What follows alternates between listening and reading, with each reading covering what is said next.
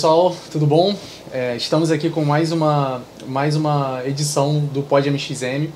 Hoje a gente está contando com a presença da Isabela Costa. Isabela é gerente de análises técnicas no IBP. Isabela, a gente tem um prazer aqui de contar com a sua presença. Primeiro agradecer tanto a você quanto o IBP. A gente está na ROG hoje, né, fazendo a transmissão desse podcast na ROG, um evento lindo, muito importante para o setor. Sim. Então, Isabela, eu queria saber como é que foi a preparação para esse evento. Eu imagino que deve ter sido meio sofrido, bem sofrido lá, né, o caos. Com certeza. Mas o que você pode falar do seu trabalho como gerente de análises técnicas? Beleza. Obrigada primeiro, boa tarde. Obrigada a vocês por ter convidado a gente. Vocês fazem parte do IBP também, né? Sim. Eu sou gerente de análises técnicas, então a gente faz todo o trabalho interno do IBP, que dá suporte tanto à presidência como às diretorias. Então, a gente faz todos os estudos técnicos, a gente desenvolve a nossa curva de petróleo junto com as outras associações do IBP. Então, a gente tem todo esse trabalho, a gente manda os nossos boletins semanais que todos os associados recebem. A gente tem trabalhado umas análises de conjuntura, que também a gente entrega de 3 em 3 meses, uma específica, sobre temas específicos, mas são específicos para os associados, a gente não divulga. E a gente tem uma série de publicações. Então, eu tenho uma equipe de 5 analistas hoje, tem especialista, então a maior parte deles são economistas. Eu sou engenheira, eu tenho background, eu tenho mestrado, doutorado em mudanças climáticas e energia. E aí eu fiz 4 pós-doutorados nesse tema também. E aí hoje eu faço a gestão dessa equipe que desenvolve todos esses estudos mais técnicos do IBP. Então a gente tem um rigor muito técnico e acadêmico em tudo que a gente produz, né? Sim, a gente consegue ver nessas notícias que vocês mandam, os newsletters. Isso. É muito interessante assim, o conteúdo todo. A gente teve...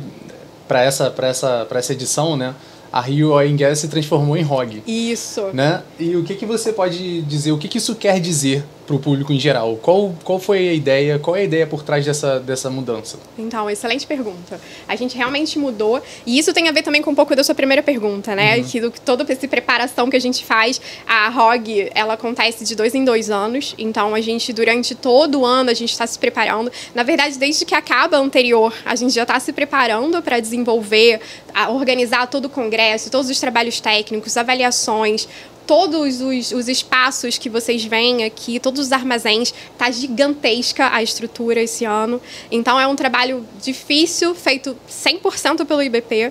E aí, contando com a equipe de eventos, o Vitor, contando com toda a diretoria corporativa do IBP, né? Então, a gente desenvolveu todo esse trabalho. E aí, o que significa essa mudança, né, de marca, que usualmente era Rio Oil & Gas e agora é ROG, justamente para a gente incluir a parte de energia. Porque a gente tem a campanha setorial que está saindo do IBP, que tem a ver com conectando energias, a evolução da energia, ou a energia da evolução, que a gente costuma dizer. Então, isso era para mostrar como as empresas também de petróleo e gás, elas não são só empresas de petróleo e gás hoje em dia. Elas estão se transformando em empresas de energia. E muitos investimentos sendo feitos em outros tipos de energia, principalmente nas energias renováveis. E isso faz todo sentido, essa mudança de perspectiva hoje. E a gente aqui tem a Arena de Renováveis, a gente tem outras arenas específicas que falam sobre outros tipos de energia, outras fontes de energia, e por isso que tem esse shift também, essa mudança no slogan e no nome mesmo do evento, né? Interessantíssimo. Como que você vê o Brasil em comparação a outros países nessa corrida em busca de energias mais renováveis, energias mais eficazes? Como que você vê o nosso país? Você acha que a gente está melhorando, a gente está num bom caminho? Como é que a gente está saindo em comparação aos outros? A gente está na frente. Inclusive, hoje, na palestra de abertura, que teve a Magna Chambriaz, a presidente da Petrobras, ela falando justamente da nossa matriz energética brasileira, que ela é muito diferenciada em relação aos outros países. A gente tem 50% da nossa matriz energética já é renovável no Brasil, e isso chega a 89%, 90% na matriz elétrica, quando a gente fala só de eletricidade. É muita coisa. é muita coisa. Então, a gente está muito na frente. A gente tem hidrelétrica, a gente tem grandes potenciais para energia eólica, energia solar. Então, a gente tem muitos tipos de energia. Os biocombustíveis, a gente é o segundo maior produtor de biocombustíveis do mundo. Então, assim, a gente está muito na frente dos outros países que têm, por exemplo, um perfil de emissões de carbono muito diferente do nosso. Entendi. As nossas emissões, o setor de energia, ele chega a 20% de emissões de CO2 equivalente, enquanto os outros países isso vai muito além. A nossa questão mais problemática é em relação ao uso do solo, que aí chega a 50% das emissões, que são as queimadas, que são o desmatamento, e isso que tem que ser resolvido, né, no Brasil. E quais seriam os principais desafios? Porque oportunidades temos muitas, né? Nossa matriz, a gente está na frente de outros países, mas o que a gente tem de desafio? O que seria o que hoje em dia a gente está tentando desenrolar que ainda está um pouco complicado?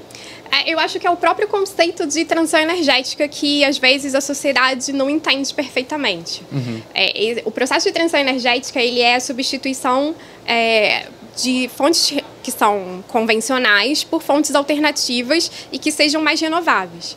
Então, à medida que esse processo vai acontecendo, isso demanda financiamento, investimento, e a sociedade, às vezes, ela não entende isso. Isso tudo leva um tempo.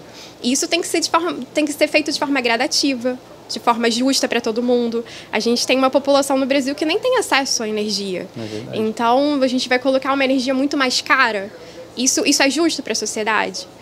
Então, são questões importantes, difíceis, né? Mas que tem que ser levado em consideração. Né? Exatamente. Então, ao mesmo tempo que a gente tem uma pressão para fazer o processo de transição energética e que ninguém nega isso tem que ser feito mesmo, mas tem que ser feito de forma justa, gradativa e de forma que as pessoas entendam que não é um detalhe simples, simplesmente deixar de produzir algum tipo de energia e usar outro tipo de energia. Existem questões técnicas, tecnológicas que têm que ser desenvolvidas, existe o custo, que pode ser altíssimo. Então, tem várias barreiras que têm que ser vencidas e nisso a indústria de óleo e gás ela pode ajudar muito. Sim. Ela é um pilar muito importante nesse processo de transição. A gente vê muito também investidores, né? O investidor estrangeiro olhando para o nosso mercado.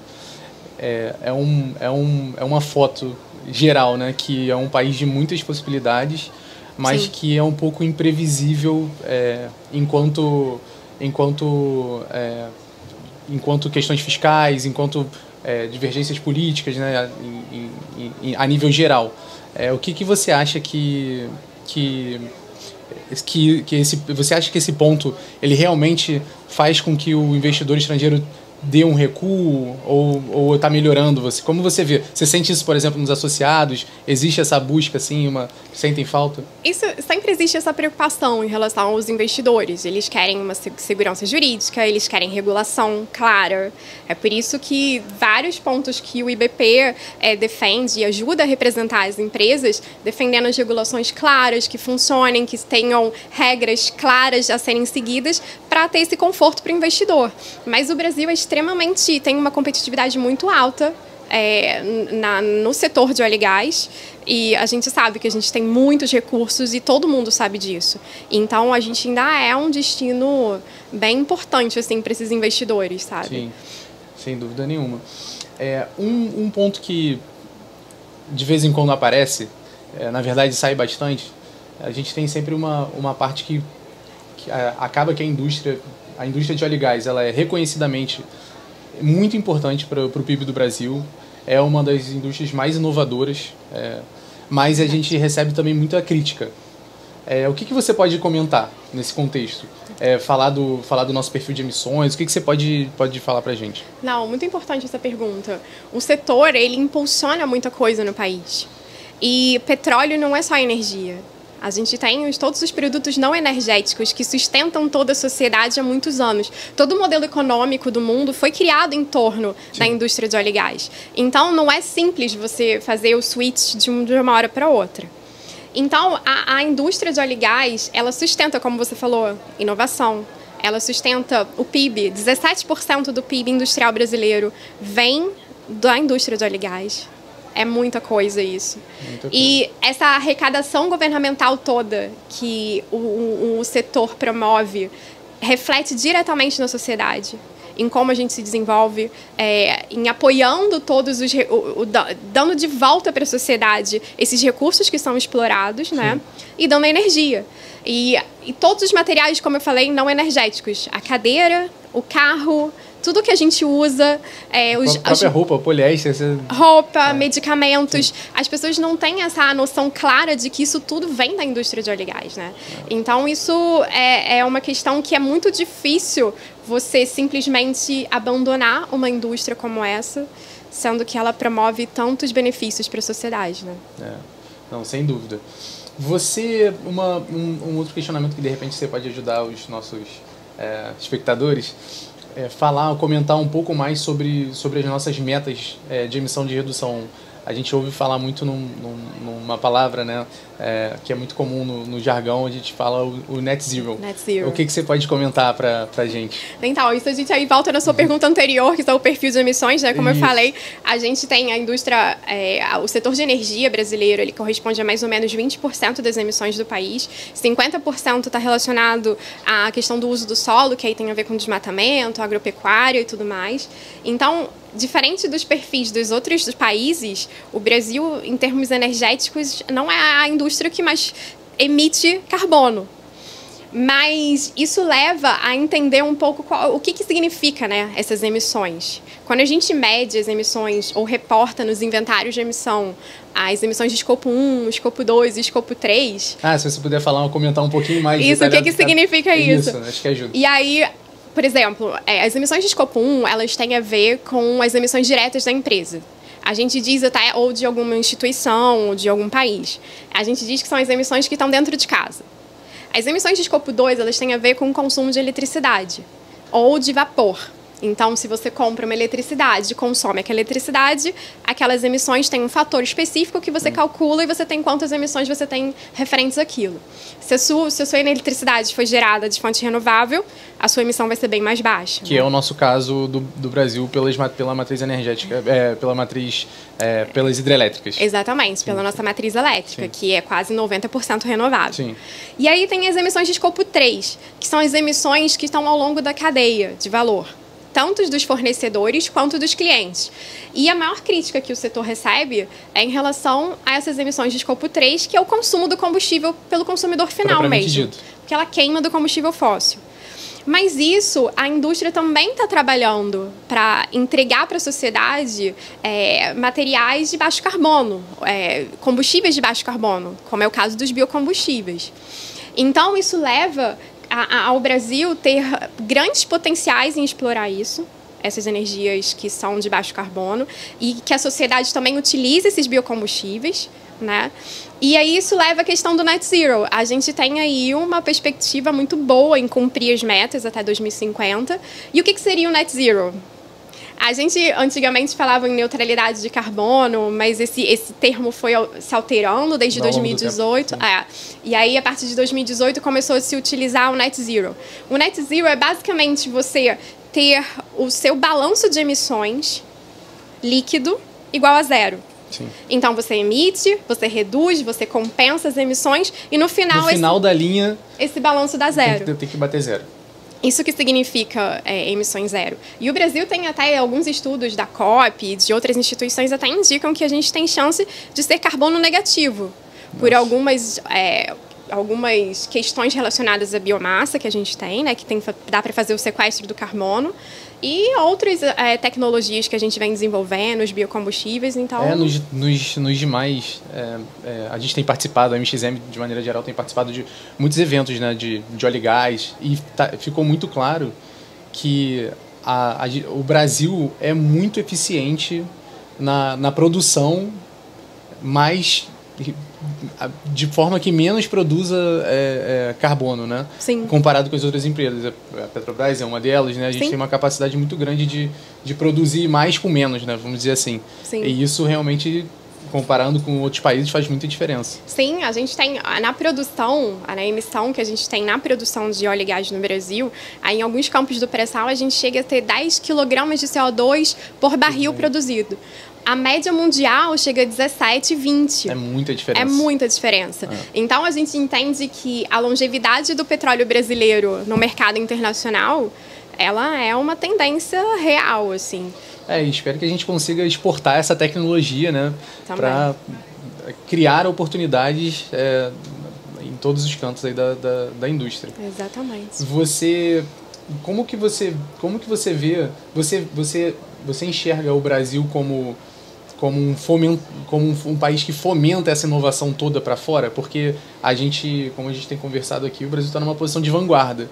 Você vê o Brasil numa posição dessa de exportadora de tecnologia, porque acaba que, querendo ou não, a gente tem, nas outras partes da indústria, o Brasil não performa tão bem quanto na indústria de óleo e gás.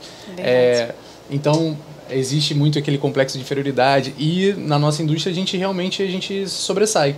Você vê a gente como um país que consegue ajudar os outros países no sentido de transformar o mundo de maneira melhor? Eu acho que sim, e eu acho que o Brasil, ele sempre está tentando isso, ele sempre está buscando isso.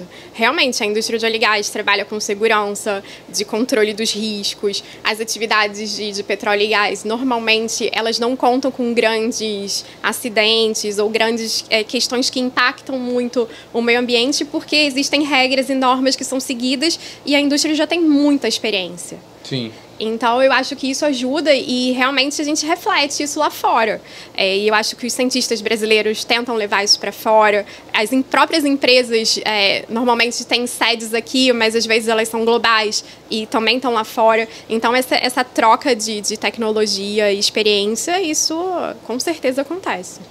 E continuando, né? A ROG, ela é um momento muito interessante, não só para networking, mas para ter uma busca na colaboração das empresas dentro da indústria. Exatamente. De atingirem um ponto importante. Como que você vê essa colaboração dentro do nosso setor? Então, eu acho que aí é a continuação da sua pergunta anterior, né? E eu acho que eventos desse tipo promovem essa troca. Você consegue conectar os fornecedores com as empresas que precisam produzir, você consegue conectar empresas ou instituições que estão estudando e certas tecnologias com quem vai utilizar as tecnologias, todos os trabalhos técnicos que estão sendo apresentados. Então, eu acho que a gente, além do networking que ele é necessário, né, para os negócios e tudo mais, sim, a gente consegue ver essa exposição das tecnologias e uma pessoa conhecendo a outra que precisa daqueles equipamentos, que precisa da tecnologia. Então, a ROG vai muito além, eu acho que, desse networking e da gente estar aqui nesses espaços, nessa infraestrutura gigantesca e todo mundo se encontrando, todo mundo se conhece. Mas isso eu acho que vai muito além. A gente consegue fazer com que a notícia chegue mais longe, sabe, do que a gente está fazendo. Então, não, é importantíssimo. Sem dúvida. Uma pergunta mais capciosa para você aqui. Para a Isabela. Você acha que das tecnologias, vamos dizer assim, das novas energias, quais você vê com maior potencial para o Brasil?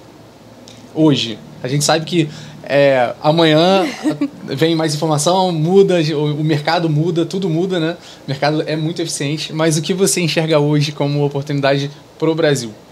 Então, vamos lá. Essa é uma pergunta muito difícil mesmo, né? Porque... É uma pergunta que a gente pode especular. É uma pergunta que permite especulação, não tem problema. Exatamente. Então, assim, eu acho que, olhando a indústria de óleo e gás, eu acho que a questão da captura e armazenamento geológico de carbono.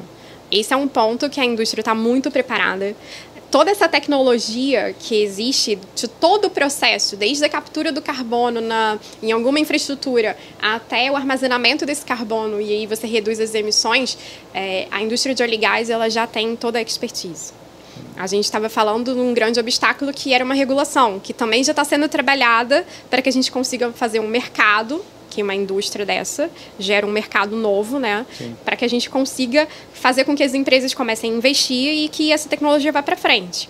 Então, eu acho que CCUS é uma tecnologia que está aí, é a bola da vez, mas a gente também vê outras possibilidades, como eólicas offshore, o hidrogênio de baixo carbono, e tem uma série... O Brasil tem um potencial muito grande em biomassa também. Sim. A gente tem muita área de plantio, a gente tem muita condição e muita tecnologia para produzir essa biomassa de forma que ela seja aproveitada de forma energética, sabe? E então, quando você estava respondendo, eu estava me lembrando aqui de como que realmente a indústria de óleo e gás ela é uma indústria que ela traz para o presente coisas que, se ela não existisse, isso ia demorar muito para chegar. Então, um outro exemplo que me veio à cabeça foram as pautas de ESG, que muito se fala há alguns anos, é bem verdade, dessa pauta ESG, mas na indústria ela é aplicada de maneira muito evidente, né? Sim. Eu lembro teve um evento muito interessante, acho que não sei se foi feito pelo IBP, mas sobre ESG, com uma série de palestras, e assim, é uma indústria que realmente está na vanguarda e ao mesmo tempo que ela precisa gerar energia, é uma indústria que se preocupa com todo, né? Exatamente. Não, foi o ESG Fórum que ocorreu esse ano também, mais para o início do ano, no primeiro semestre. Sim. Ele discutiu muitas coisas. Então, assim, a indústria está cada vez mais aberta para discutir essas pautas. Como eu disse, ninguém nega. Foi muito interessante. Isso, ninguém nega a necessidade de falar sobre isso, de entender, aplicar nas empresas sobre isso. E aí você tem várias questões. A gente está desenvolvendo um trabalho na minha área que tem a ver com análise dos riscos relacionados a mudanças climáticas. E que as empresas hoje elas estão sendo cobradas pela CVM, pela SEC em Nova York. Então, todas as empresas listadas na Bolsa de Nova York têm que informar os riscos e os impactos financeiros relacionados a mudanças climáticas. E eu acho isso muito interessante porque, no fundo, quem promove que essas organizações façam esse controle mais fino, né, mais forte, são os investidores, que no fim das contas é a sociedade em si. Exatamente. Então a sociedade ela realmente está ficando mais preocupada, ela está enxergando que ao mesmo tempo que é importante perseguir o lucro, ele não é válido se for a qualquer custo. Então, isso é muito interessante, isso é realmente muito interessante. E também as mudanças climáticas impactam a própria operação. Isso também, exatamente. E aí você tem aquele círculo vicioso que você não consegue fugir. Então, tem que prestar atenção nessas coisas. E os impactos financeiros são muito fortes, né? E os investidores querem entender isso. Que tipo de impacto que eu vou ter? Porque eu estou investindo aqui na empresa, na produção, em certas tecnologias, em certos setores, e ele quer entender como é que vai ser esse retorno dele, né? Exatamente. Então, e a gente brinca muito na MXM, acho que de maneira geral o setor todo, né? Que todo mundo diz que trabalha na indústria de óleo e gás.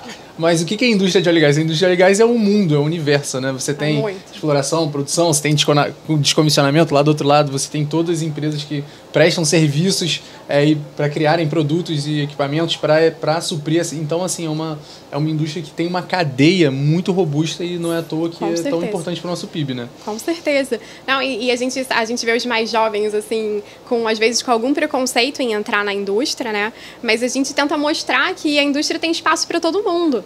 Desde analista de dados até sustentabilidade. A indústria não é só operação. Sim. Não é só retirar o petróleo, né? Então, a gente vê que ela é muito ampla e ela é muito gigantesca. E ela sustenta muita gente, ela cria muitos empregos, ela gera, como a gente falou, você falou do PIB, ela gera muita arrecadação para o Estado. E isso é um retorno para a sociedade. Então, a gente tem que ter noção disso também, né? Da importância. Não, por essas razões, dentre essas razões que a gente agradece muito a sua presença aqui para esclarecer para o público informações fidedignas, né, da indústria e conseguir desmascarar de certa maneira esse ar que, como você disse, que às vezes a gente, por não conhecer, a gente acaba tendo, né, por uma visão que a gente realmente desconhece. Mas foi muito interessante aprender com você e receber essas informações todas. E também receber informações que dão, de certa forma, uma alegria como brasileiro.